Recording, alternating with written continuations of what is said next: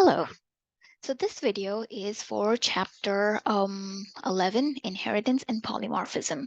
So inheritance and polymorphism are two concepts of object-oriented programming.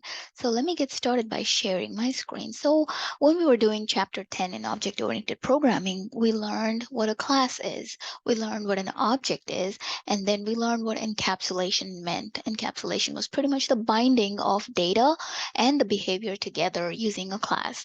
So the other two concepts of object-oriented programming would be inheritance and polymorphism. So what is inheritance?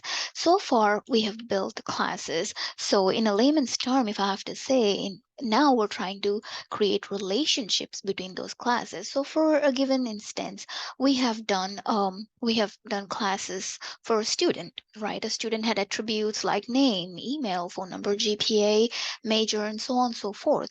But what if we wanted to create another student class that has all the same attributes, but it has some additional attributes as well? So for example, if you are a CINS 3002 student, you will still have name, phone, email, GPA, major, but in addition to that, you might have some additional stuff like video quiz score, homework score, exam score that are specific to CINS 3002. But if you're a CINS 3006 student, you might have different attributes based on how that class is designed, but you will still have the base attributes the same as defined for a student. So why would you create another brand new class with these attributes plus these attributes when a class is already defined with some of that? So basically, inheritance is where we design classes to clone an existing class and add new attributes or new methods to that class. So by definition, inheritance allows a new class to extend an existing class, and the new class inherits the members of the class that it extends. So this is like a parent-child relationship. So just by looking at it, I can tell you that student is a parent, and all the attributes of the student class are available to this class if I were to create this class as a child of the student. And how we create that relationship using Python code, we will see that in just a minute. But understanding that this is a parent class and this is one child, this is another child with its own attributes in addition to the base attributes. So a child class is also called a subclass or a derived class because we're deriving it from a parent class. And a parent class is also called a superclass or a base class. So why do we need inheritance? Inheritance is specifically used when we have to create another object when there is a relationship, a specialized version of an existing class. So student is a very general, it is applicable to every single student. But what if I want to create a specialization for that student and say, okay, this student belongs to a sorority or whatever, and I want to create that class, but it derives all the attributes of a student too.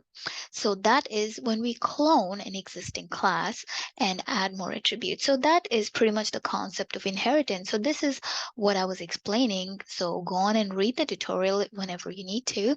But what you have to remember is through inheritance, we can clone an existing class and all its attributes meaning the variables, and the methods, which is nothing but the functions that we have defined in that class, and make it available to the new class instead of having to redefine it.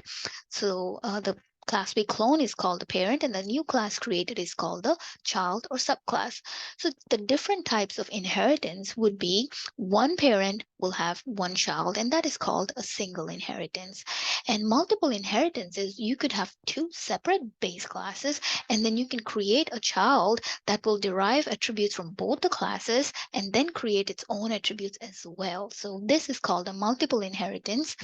And multi-level inheritance is when you have a parent class and then you create a child, and then you can create another child of that child, which we're going to call it grandchild class.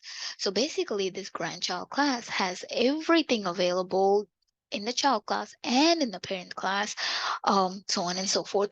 So For the scope of this class, we're not going to see multiple inheritance. We're going to see a little bit of single inheritance, but we will see a little bit of multi-level inheritance. So, all right, without further ado, let's start working on the code. So before we had inheritance, just by looking at this code, I can tell I have two classes. One class is a student, another class is CINS student, and in student, I have defined an init, and all the init is doing is it is printing this statement. So basically, when I create an object of this class, init gets called and this gets printed. And CINS student right now has nothing. So let us first create an object of the student. So how can we create the object of a student? So outside the class definition, I'm going to put my own object name and I'm going to call it student1, and I'm going to call the class with its name. That's as simple as that. So when I do that, what is expected? Init gets called and this is printed. So let's see if that is going to happen. If it runs, taking a second.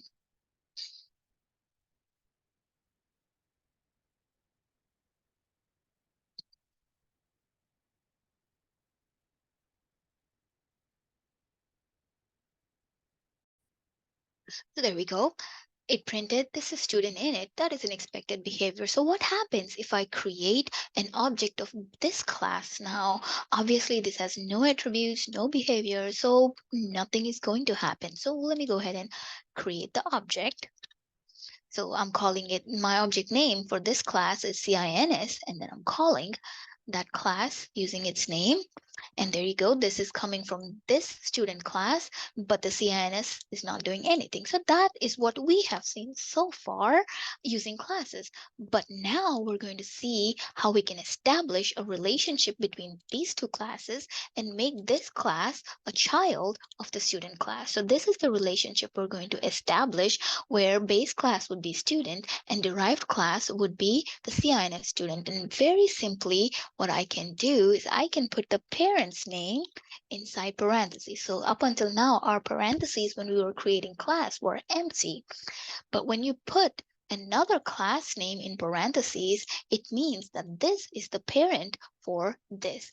So now if I execute the code, originally, it only displayed one print statement. This is student init, right? Because this one had no init. So when you created the object, it didn't happen. But because the relationship is created, guess what? Now we have two student init. So what is happening here? Let's break it down.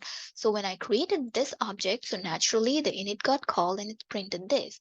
But when I created an object of a child class, it will first look for, do I have an init? Which in this case, the child doesn't have an init. Then it will look, does my parent, do I have any parents? Yes, I have a parent student. Does my parent have an init? Yes, my parent has an init. And that init gets called and it prints the second print statement. So that is how we establish. This is the concept of inheritance. I am demonstrating it using init, but it is applicable to every single method or every single attribute, and how the child accesses a parent's attributes and methods. That's what we're going to see here. So basically, um, so that's what it is. So the inference is, because there is a parent-child relationship, the child inherited the parent's init method. So let's see with attributes. So this is just with the init method. What happens if the child or the parent has some attributes and the child has nothing? How is that going to happen? So as we can see, we have two classes, student, CNS student, and CNS student is a child of student, and student class has two attributes. And of course, we know that if it doesn't have any underscores, and if it's not using the self, it is called a class attribute. So a public class attribute, this is a protected class attribute. So I'm defining two class attributes, and then so what we have learned is we can use the parents object, and using the parent object, we can call both of these and print. So let's see, that's how the parent is supposed to behave. And definitely it printed ULM and CINS. So let me delete that. So now let's see the child's behavior. So ideally, if you were to look at it, you would think, okay, there's an object, but then for this class, is there a college? No, it really doesn't have anything. Does it have a department? No, it doesn't have anything. So technically, you would think it shouldn't print anything. But when there are no attributes of its own, it's going to refer to the parent. So I think there needs to be a print statement here. So it calls upon, hey parent, do you have these attributes? And again, if the parent doesn't have these attributes, there's going to be an error. But if the parent does, the child can easily access it. So remember, that's how we did with our students. We had our name, email, GPA, phone number. The whole point was to not have to redefine all of those and have to be able to access it from the parent. So we were able to access the class attributes. So let's see inheritance with methods. So the child inherited the parent's class attribute. So that's a good example. And let's see if we can start adding some methods. So we saw how init method behaved. Now let's add some custom methods. So all I'm just going to say, for lack of better name for a method, I'm going to say parent1. That's one method, which is a public method. And I'm also going to do a protected method, which is an underscore parent. And then all I'm putting is parent1 as a print statement and parent2 inside a print statement. So obviously we know that our student object, which is student object, can obviously access these because it is local to these. But let's go ahead, print it. So there you go, it printed parent1. It called the method parent1, parent method printed parent1, and it called the protected method called parent2, and it printed parent2. All fine and dandy. Let's see how the child is going to behave here. So there you go. I've created the child object using the child class, and then I'm calling the parent method 1, which the child doesn't have, and parent method 2, which again the child doesn't have.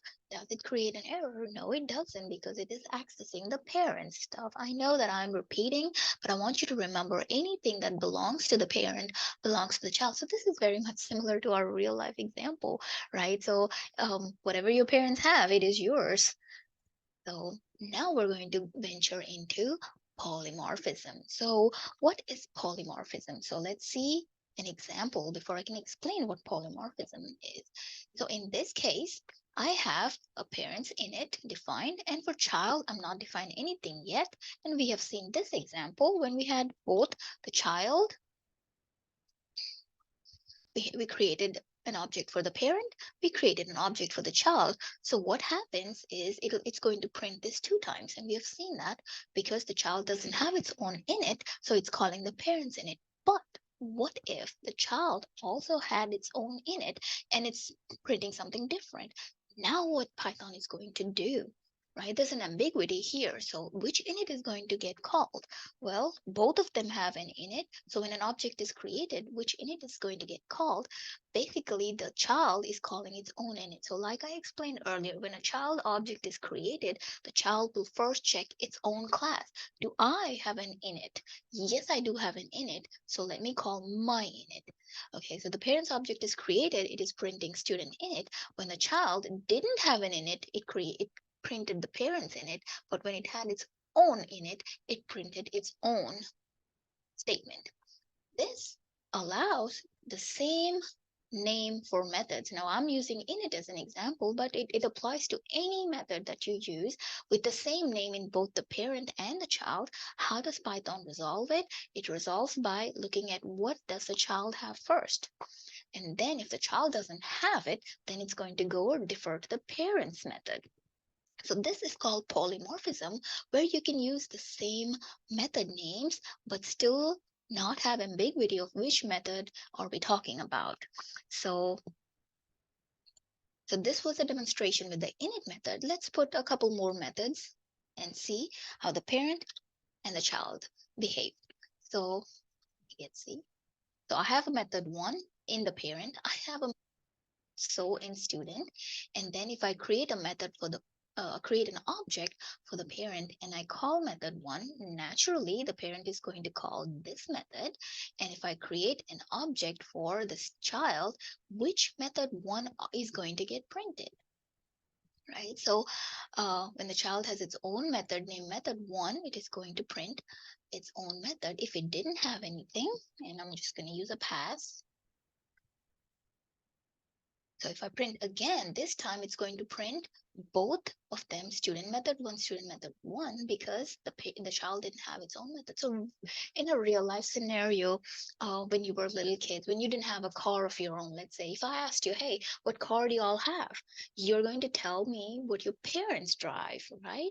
But when you have your own car, when you start driving your own car, and I ask you, hey, what car do you drive, you don't tell me your parents car anymore, you tell me what car you drive. So think of that as an example here, that a child first looks at its own class to see if that method exists. If it doesn't, then it's going to defer to the parents. So now, let's see. So now in this case, clear it all. Okay, so this is a case where the parent has method 1, the child also has method 1. Let me just cut it out. And when I create a child method 1, my intent is, hey, I want to access my method called method 1, but I also want my parents' method. Okay, so not only do I want mine, I want my parents also. So how can we do that possible? Because earlier it was overriding. It was only taking what belonged to the child, but now I'm like, I want mine, I want my parents too. So then there's a special method called super that will allow us to even access the parents. So super pretty much defers and calls the parents method 1, and whatever that is, it gets printed, and then it prints the student. So if I call the method 1 for student, it calls this method first, and then the first statement it sees is super. So what is super? Super in this case, because this guy has only one parent, so it goes up, okay, that is my parent, and that is the method, and this is the print statement in the method, and that's what gets printed. So let's see if it's printing both. So now we're able to access both the parents and the child's without just overriding. So having said that, so let's see, instead of super, we can use the parent's class name to call its methods inside the child class, but we have to pass self as the first step. So instead of super, I can also say student. But when I do this, uh, so, so when I do this, I can use directly the name. This would be good when you have multiple parents. So right now we're only looking at single inheritance, but what if this child had multiple parents? So let's create another student just for fun and say class. I'm going to say another class. And then right now, I'm not going to put anything in it, it's simply pass. And I want to define that this student is a child of two parents, student and another class. All I have to do is put a comma here and say another class. Now, these two are the parents. So when I use super here, obviously it is going to call the first one. If I don't specify anything, it is going to call the student's method 1. But if I wanted to access another classes in it, which another classes doesn't have a method, so right now I'm going to put 1 and say this is another class method 1. Let's just do that, just descriptive, so at least we know where we are, what is getting called. So now if I do super method 1, all I can access is only the first defined class. So this is defined as the first parent. So when I say super, only student gets called. So how can I access another classes method? So then I can use another class, the class name, not an object, class name, and then I have to do method 1, which is the name of the method, and I have to pass self as a parameter. Now it's going to call the student method 1. This is going to call another class method 1, and this is going to print the student method 1. So we'll have 3 print statements. There we go. So if you have multiple parents, you can also use the class name instead of just the super. But luckily for us, we're only dealing with one parent at a time for the scope of this class. So, all right, having said all that, let's see the behavior of a parent. So we're going to see how parents access the child's method. So the student is a parent and it has a method 1. And now child has another method, and I'm changing the name to method 2. So obviously, we've seen the behavior of the child that if you call method 1, it looks for its own class. It doesn't have a method 1, then it's going to look for in the parent's class, and it found a method 1, it's going to print it. Method 2, first it's going to look for it in its own class, and it found 1, it's going to print. So no problem here. That's an expected behavior. We're running again. So that's a student method, and that's the CINS student method. One are both getting called, and child is great there. Now let's see how a parent behaves. So when I create an object of a parent and I'm calling method 1, so obviously this is going to look for, do I have a method 1? Yes, I do have a method 1. It's going to print. Method 2, so hey, my child also has a method 2, so maybe I can access my child, but nah, that's not going to happen in Python. So only the child gets access to everything that the parent has, but the parent only gets access to what it has. It cannot access what a child has. So that's a big thing in real life. My kid gets whatever I have, but I don't get whatever he has. So that's the inference in inheritance. A child can access parents' attributes and methods, but a parent cannot access a child's methods or attributes.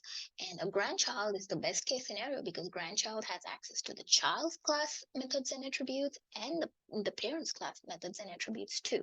So that's what we will see in multi-level inheritance. So here we're going to create 3 classes. So I'm defining a parent, and then I'm going to define a child which has a parent as the parent class. So I'm not very creative with naming these classes. So I'm simply going to call them parent, child, grandchild. So now I'm defining a third class, grandchild, whose parent is this child, this class. So let's see how the behavior goes for each of these objects one at a time. Okay, so if I define an object called P and create the object as the parent class object, then it is going to obviously call on its own init. So if I do for a child, what does that happen? It is going to call its parents in it, and it's going to print parent in it again. So what happens if I do the grandchild? I'm actually going to delete that. And I'll say G grandchild. So what is going to happen? Grandchild is going to look first in its own class, nothing found. Then it's going to look in its child class or its own parents class, and it didn't find anything. Then it gets to look at its grandparents class and say, hey, is there an init somewhere for me to use? And sure enough, it found one in its grandparent, and then it can access its grandparents in it as well. So I think that is sufficient example for parent-child behavior. So multiple inheritance, like we have seen earlier with student and another class, when you have 2 parents, you just separate them out by comma separated values and pass them in the parentheses. And for the scope of this class, we're not going to use that. So that's about all I wanted to do in this chapter. Hope that makes sense.